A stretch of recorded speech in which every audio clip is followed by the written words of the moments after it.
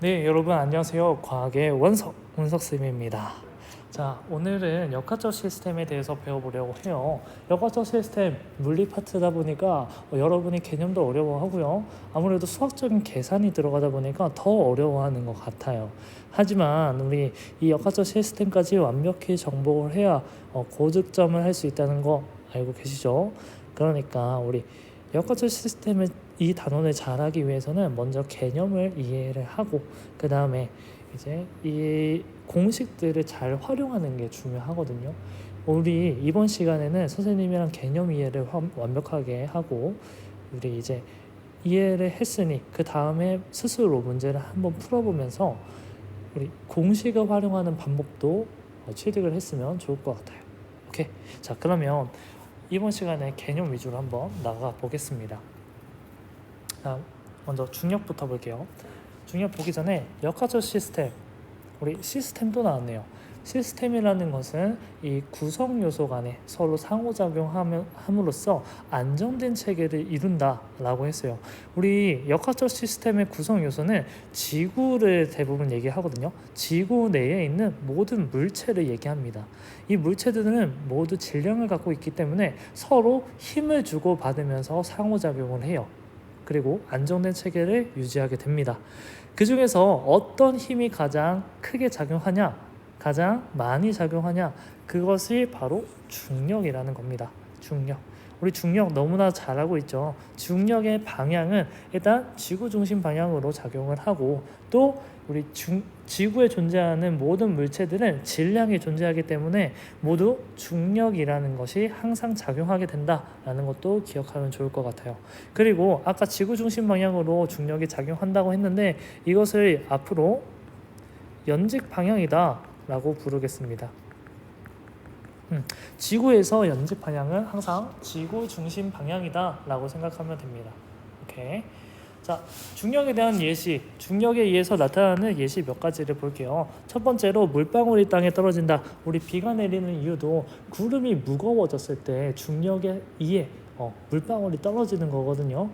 그래서 중력에 해당하는 예시고요. 두 번째, 양초의 불꽃 모양이 길쭉해진다. 우리 무중력 상태에서 양초 모양이 둥그렇게 된다는 그 영상 한번 봤을 거예요. 그리고 우리 지구상에서는 이렇게 길쭉하게 불꽃이 모양을 잡잖아요. 그 이유가 대류 현상 때문이에요. 대류 현상. 뜨거운 공기는 위로 올라가고 차가운 공기는 아래로 내려오기 때문에 이 불꽃의 모양이 길쭉해지는 것도 모두 중력에 의한 현상이다. 왜냐하면 밑에서 설명하겠지만 대류 현상도 중력에 의해서 나타나거든요. 뜨거운 공기는 위로 올라가고 차가운 공기는 아래로 내려가는 그것도 모두 다 중력에 의한 현상이다. 다음, 세포벽에서 식물이 높이 자랄 수 있다. 우리 식물이 높이 자랄 수 있는 이유가 세포벽이 있기 때문인데요. 이 세포벽은 식물의 무게를 지탱해 줍니다. 중력에 의한 힘을 지탱해 줌으로써 식물이 위로 자랄 수 있게 해주는 것이죠. 그리고 점정기관, 우리 귀에는 이석이라는 게 있어요. 이석. 이 이석이 중력에 따라 움직이면서 몸의 균형을 유지할 수 있게 해주는 겁니다. 그래서 이 5가지 예시 꼭 기억해 주시길 바라겠어요. 다음 중요한 거 볼게요. 자유낙하와 수평으로 던진 물체 운동인데 먼저 자유낙하부터 볼게요. 자유낙하. 자, 여러분 이 부분을 너무 어렵게 생각할 필요가 없어요. 쉽게 갑시다. 자유낙하라는 거는 공을 그냥 어떠한 힘도 가하지 않고 그냥 제자리에서 떨어뜨렸다라는 겁니다. 오케이? 그러면 이 공은 연직 방향, 우리 지구 중심 방향으로 중력이 작용해서 점점점 떨어질 거예요.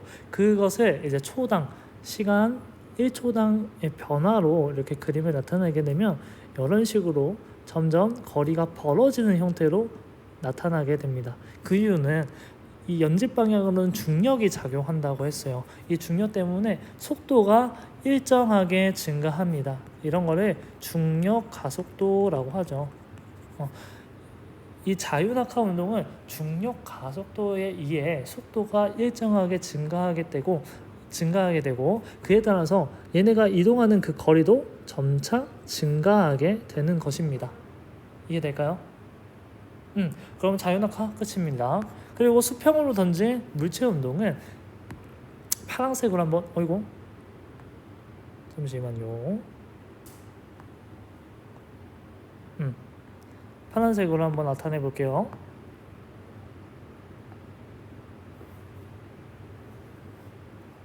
자, 자유낙하랑 같은 높이에서 시작을 했다고 해봅시다. 그러면 이 수평으로 던진 물체 운동은 일단 연집 방향으로 똑같이 중력이 작용합니다. 그죠? 모든 물체, 질량이 있는 모든 물체는 중력을 항상 작용받기 때문에 연집 방향으로는 중력이 작용할 거예요. 그런데 여기에 추가되는 힘이 있습니다. 수평 방향으로 처음에 수평으로 던진 힘이 있을 거 아니에요. 그 힘이 계속해서 작용할 겁니다. 그렇기 때문에 연집 방향으로 중력이 작용을 해요. 그래서 얘네가 자유낙하 운동이랑 떨어지는 그 높이가 같습니다. 1초 지났을 때 이 정도 높이가 되고요. 자유낙하랑 동일하게. 그리고 2초 지났을 때, 3초 지났을 때 이런 식으로 높이가 자유낙하랑 높이가 이렇게 동등하선에 나타나게 됩니다. 그 이유는 연집 방향으로 중력을 받고 있기 때문이다. 오케이? 그런데 수평 방향으로는 일단 중력이 작용하지 않아요. 수평으로 던졌던 그 힘만 존재해요. 그렇기 때문에 등속 직선 운동을 합니다. 같은 속도로 계속 운동을 한다는 거예요. 그래서 이 수평 방향으로는 이 물체가 이동한 방향, 처음에 2칸 이동했다고 한다면 이 2초 지났을 때도 똑같이 2칸 더 이동할 것이고 3초 지났을 때도 2칸 더 이동하는 식으로 이렇게 계속 같은 속도로 운동하고 있기 때문에 같은 간격, 등간격으로 이렇게 운동을 하게 될 것입니다. 이해되죠? 높이는 자유낙하랑 같고 이 수평 방향으로는 항상 동등하게 간다라는 것만 기억해주면 됩니다. 그리고 추가적으로 자유낙하 운동이랑 수평 방향으로의 운동이 같은 높이에서 시작을 했다면 자, 여기에 추가돼야 돼요. 뭐야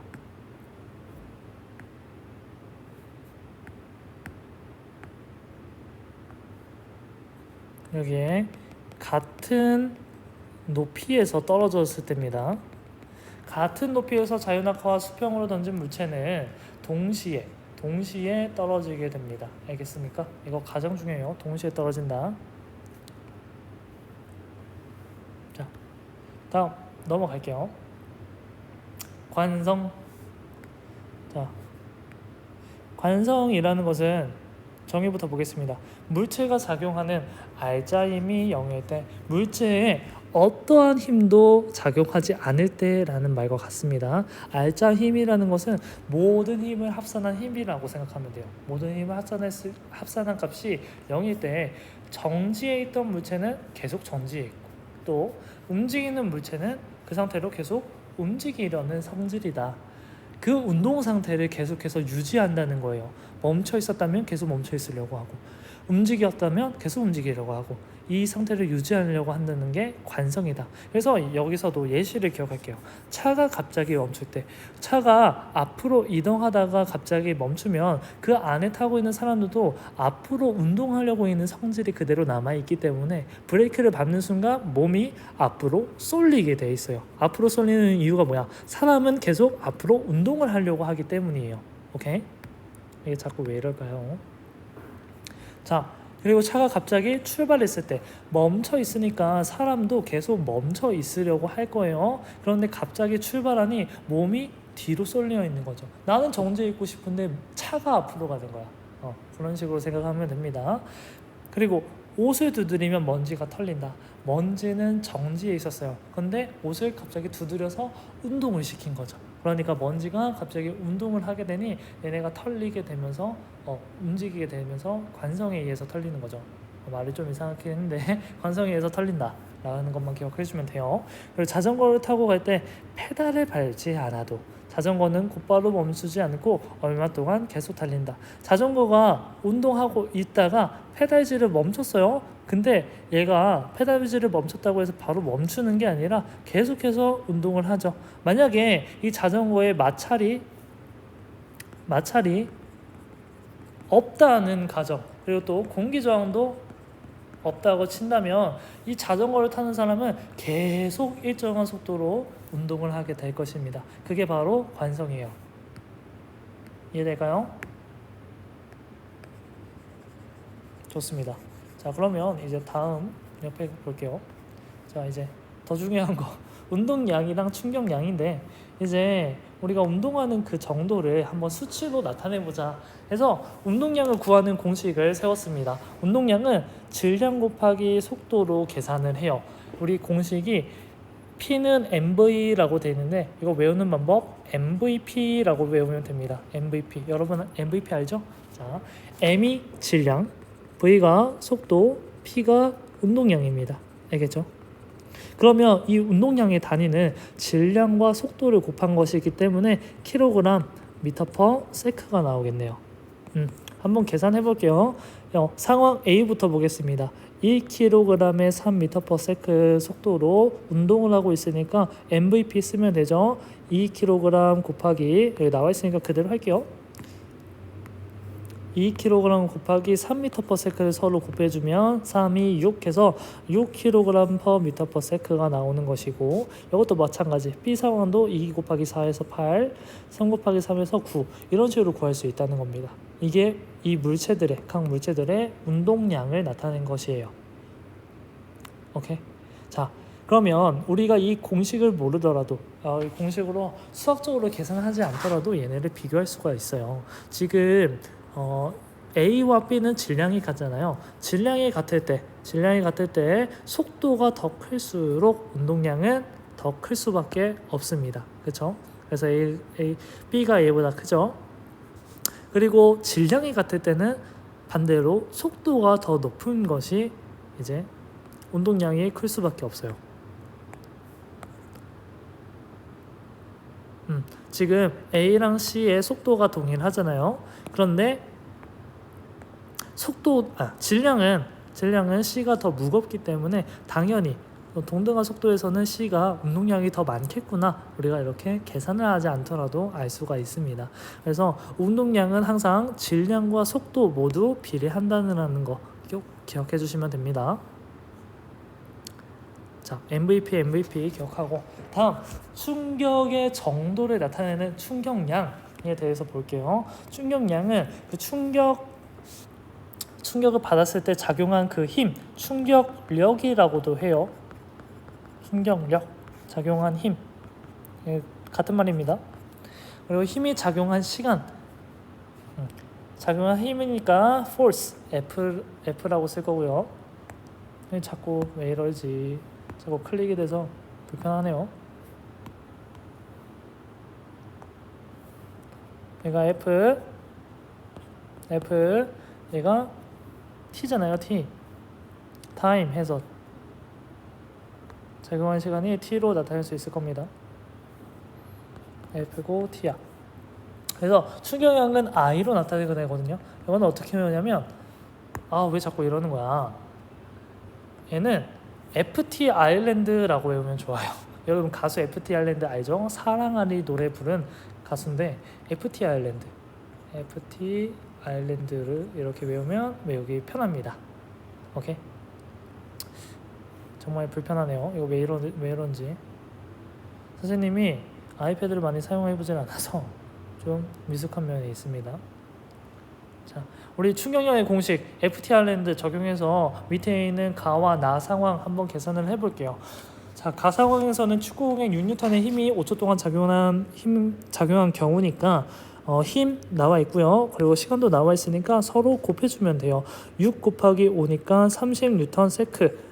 뉴턴 세크가 충격량의 공식, 단위가 되겠습니다. 자, 다음 나 같은 경우에도 4N 곱하기 10이니까 10초, 그러니까 40N 세크라는 충격량이 나오게 되고요. 이것을 그래프로, 힘 시간 그래프로 나타냈을 때 항상 이 가로축이랑 세로축을 곱했을 때 그 면적은 충격량이 나오게 됩니다. 힘 시간 그래프에서는 이 면적이 충격량을 나타내게 된다. 이거 방금 전에 5초 동안 그리고 6N의 힘으로 작용한 이 직사각형의 넓이는 30이라고 나오잖아요. 이게 가 상황의 충격량이 나오게 되는 거고요. 그리고 여기 10초 동안 4N의 힘이 작용된 이 직사각형의 면적, 이 파란색의 직사각형의 면적은 넓이가 40이 나오게 되죠. 10 곱하기 4니까 40이 나오니 이거는 나 상황에서의 충격량과 동일하게 됩니다. 이해했을까요? 네, 좋습니다. 그러면 우리 이제 운동량과 충격량의 관계에 대해서 배울 거예요. 밑에 있는 문제 풀기 전에 왜 여기 밑에 있는 충격량과 운동량 이 관계 공식이 어떻게 나온 것인지 잠깐 설명을 하겠습니다. 자, 보세요. 여기 수레가 있습니다. 수레의 처음 질량 m이라고 나타내 볼게요. 그리고 얘가 v0라는 처음 속도로 운동을 하고 있었어요. 그런데 여기다 충격을 가했습니다. 자, 충격을 가했어. F라는 힘을 T라는 시간 동안 충격을 가했어요. 오케이? 그랬더니 충격을 가한 후에 이 수레의 질량 M이라는 거는 동등하겠죠. 그런데 속도가 V로 나중 속도가 바뀌었다고 합니다. 그러면 이 수레의 나중 운동량은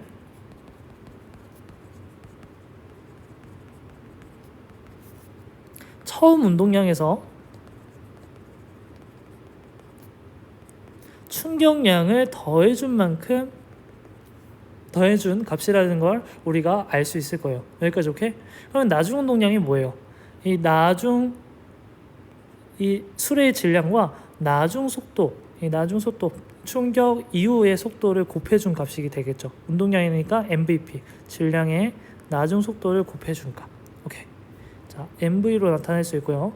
처음 운동량 같은 경우에는 여기 처음 속도를 곱해준 값이죠. MV 제로라고 나타낼 수 있을 거예요. 그리고 충격량이라는 것은 우리 F라는 힘으로 T 시간 동안 작용했다고 했으니까 FT라고 나타낼 수 있을 거예요. 그러면 이 공식을 한번 정리해 볼게요. 충격량이라는 것은 FT라는 것은 MV0를 이항시키면 MV 빼기 MV0가 되게 되는 거거든요. 자, 그러면 이게 방금 나중 운동량이었어요. 얘가 처음 운동량이었어요. 이 말은 충격량은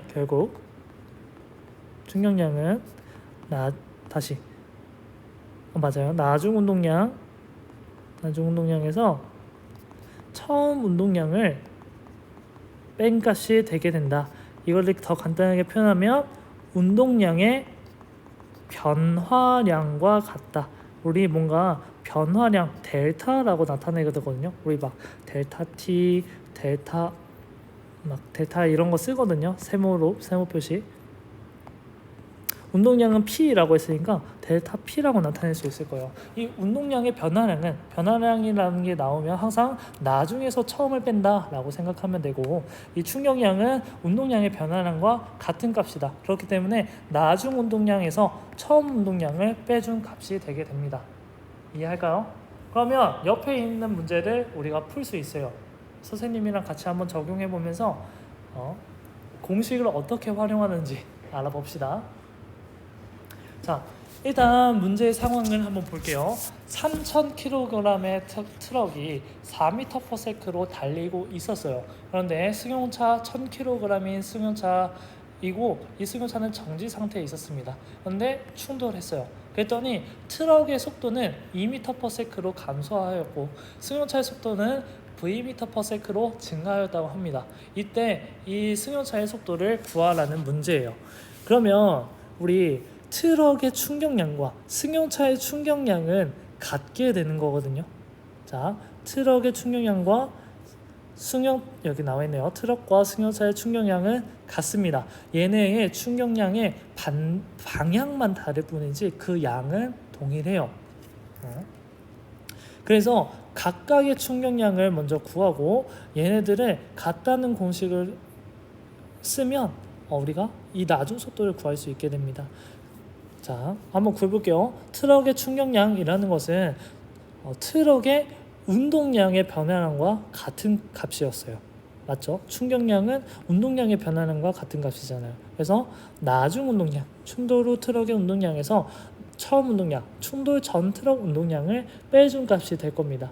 그렇기 때문에 충돌 후의 트럭 운동량은 일단 질량 3,000kg으로 동일하죠. 그래서 3,000 곱하기 나중 속도 2m/s를 곱해준 거고요. 충돌 전 트럭 운동량은 충돌 전 질량 3,000kg 동일합니다. 속도 4m/s 곱해줘가지고 얘네를 계산하면 6,000 빼기 12,000이 되니까 마이너스 6,000이 되게 됩니다. 마이너스는 반대 방향이라는 것을 의미해요. 트럭은 충돌하는 순간 이쪽으로 힘을 받을 거 아니야. 승용차는 반대로 이쪽으로 힘을 받을 거 아니야. 얘네 운동 방향이 다르기 때문에 그것을 부호로 나타낸다는 거예요. 플러스 또는 마이너스로. 오케이? 자, 그 다음 승용차의 충격량은 승용차의 운동량의 변화량으로 또 구할 수 있을 거예요. 그래서 충돌 후 승용차의 운동량 빼기 충돌 전에 승용차의 운동량으로 계산을 할 겁니다. 운동량. 자, 그러면 계산을 한다면, 자, 나중 운동량은 일단 우리가 속도를 몰라요. 처음의 질량 1000 곱하기 V라고 두고, 이제 처음 운동량은 정지 상태에 있었기 때문에 0입니다. 속도가 0이죠. 얘 0으로 날아가요. 따라서 승용차의 충격량은 1000V가 나오게 됩니다. 우리 처음에 트럭의 충격량이랑 승용차의 충격량이 같다라는 걸 알았으니까 이 둘이 같다라는 공식을 세울 수 있을 거예요. 1000V는 6000이다. 따라서 V는 6m/s다. 선생님, 부호는 어디로 갔나요? 부호는 방향을 나타낸다고 했어요. 방향 무시하고 그 양만 계산을 하면 됩니다. 그래서 V 6m/s라는 거 우리가 알 수 있어요. 오케이? 자, 그러면 우리가 일상생활에서 이렇게 다양한 충격이 일어날 수 있는데 우리는 그 충격을 줄임으로써 피해를 줄여야겠죠. 어떻게 이 피해를 줄일 수 있냐? 우리 충격량이 동일한다고 했을 때 그 상황에서 받는 충격력과 그리고 그 충격을 받는 그 시간이 있을 거예요. 이것을 조절함으로써 우리한테 오는 피해를 줄일 수가 있는 거죠. 만약에 첫 번째 상황에서 충격량은 동일합니다. 그런데 시간을 짧게 하고 시간이 짧아진다면 이 값은 동일하기 때문에 반대로 충격력이 커지게 될 거예요. 근데 반대로 얘들아, 시간이 길어지게 된다면, 충격을 받는 그 시간이 길어지게 된다면 충격을 받는 그 힘, 충격력 자체는 줄어들게 된다는 거예요. 그래서 두 물체가 충돌 시 충돌 시간을 길게 한다면 충돌 시 작용하는 힘은 작아지게 된다. 그런 예시들이 여기 밑에 나와 있습니다. 그러니까 이거 잘 보고 이것도 같이 이해하면서 문제를 파악하면 좋을 것 같아요. 우리 역학적 시스템 어려웠지만 여기까지 열심히 달려왔습니다. 이해가 안 되는 부분들은 계속해서 다시 한 번 더 돌려보고, 그래도 이해가 안 된다, 선생님을 찾아오세요. 선생님한테 질문하면 다 답변해 줄 거니까 꼭 이해하고 넘어가시길 바라겠습니다. 여러분 오늘도 화이팅 하고요. 그 다음에 지구 시스템으로 돌아오도록 할게요.